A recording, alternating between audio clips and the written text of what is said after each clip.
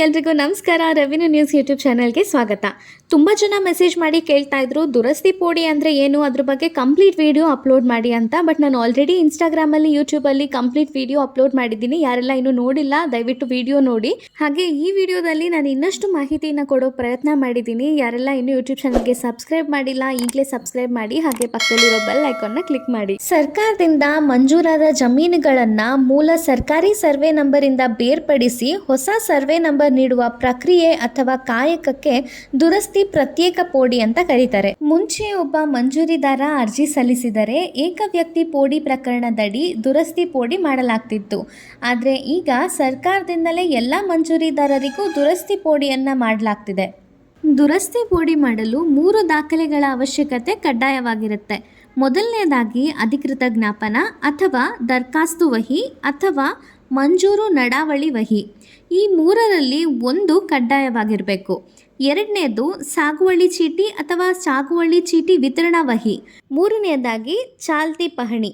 ಈ 3 ದಾಖಲೆಗಳು ಇದ್ದಲ್ಲಿ ಗ್ರಾಮ ಆಡಳಿತಾಧಿಕಾರಿಯು 1 to 5 ಚೆಕ್ ಲಿಸ್ಟನ್ನು ಭರ್ತಿ ಮಾಡಿ ಮೂಲ ಸರ್ಕಾರಿ ಸರ್ವೆ ನಂಬರ್ನಲ್ಲಿರುವ ಎಲ್ಲ ಮಂಜೂರಿದಾರರ ಮಾಹಿತಿಯನ್ನು 1 to 5 ಚೆಕ್ ಲಿಸ್ಟ್ನಲ್ಲಿ ಭರ್ತಿ ಮಾಡಲಾಗುತ್ತೆ.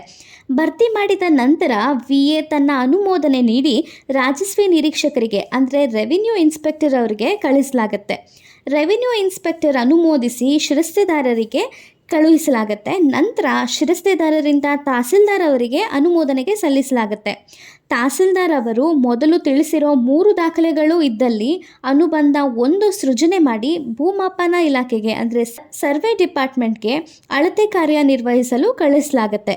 ತಹಸೀಲ್ದಾರ್ ಅವರು ಮೊದಲು ತಿಳಿಸಿರುವ 3 ದಾಖಲೆಗಳಲ್ಲಿ ಯಾವುದೇ ಒಂದು ದಾಖಲೆ ಇಲ್ಲದಿದ್ದಲ್ಲಿ ಮಿಸ್ಸಿಂಗ್ ರೆಕಾರ್ಡ್ಸ್ ಕಮಿಟಿಗೆ ಅಂದರೆ ಗೈರು ವಿಲೆ ಕಡತ ಕಮಿಟಿಗೆ ಕಳುಹಿಸ್ತಾರೆ.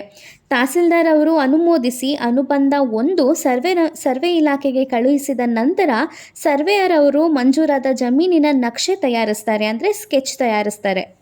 ಈಗ ಉದಾಹರಣೆಗೆ 4 ಎಕರೆ ಮಂಜೂರಾಗಿದ್ದು ಅದರಲ್ಲಿ 2 ಎಕರೆ ಮಾತ್ರ ಅನುಭವದಲ್ಲಿದ್ದರೆ 2 ಎಕರೆಗೆ ಸೀಮಿತಗೊಳಿಸಿ ಮಂಜೂರಾತಿ ನಕ್ಷೆಯನ್ನು ತಯಾರಿಸಿ ಸರ್ವೆ ಇಲಾಖೆಯಿಂದ ತಹಸೀಲ್ದಾರ್ ಅವರಿಗೆ ಹಿಂದಿರುಗಿಸ್ತಾರೆ. ತಹಸೀಲ್ದಾರ್ ಅವರು ಅನುಭವದಲ್ಲಿರುವ 2 ಎಕರೆಗೆ ಮಾತ್ರ ಸರ್ವೆ ಇಲಾಖೆಯಿಂದ ನೀಡಿರುವ ದುರಸ್ತಿಯಾದ ಹೊಸ ಸರ್ವೆ ನಂಬರ್ಗೆ ಮಂಜೂರಿದಾರರ ಹೆಸರನ್ನು ಪಹಣಿಗೆ ಇಂಡಿಕರಿಸಲಾಗುತ್ತೆ. ಈಗ ಇನ್ನೊಂದು ಉದಾಹರಣೆ ನೋಡೋಣ.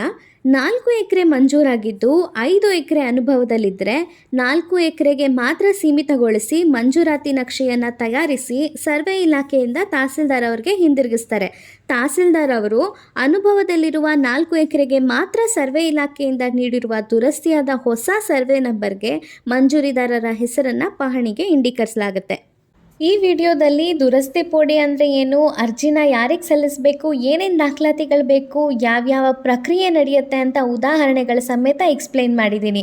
ಈ ವಿಡಿಯೋ ನಿಮಗೆ ಇಷ್ಟ ಆಗಿದೆ ಅನ್ಕೋತೀನಿ. ಇನ್ನು ಹೆಚ್ಚು ಕಂದಾಯ ಇಲಾಖೆ ಮಾಹಿತಿಗೆ ರೆವಿನ್ಯೂ ನ್ಯೂಸ್ ಯೂಟ್ಯೂಬ್ ಚಾನಲ್ಗೆ ಸಬ್ಸ್ಕ್ರೈಬ್ ಮಾಡಿ, ಲೈಕ್ ಮಾಡಿ, ಶೇರ್ ಮಾಡಿ.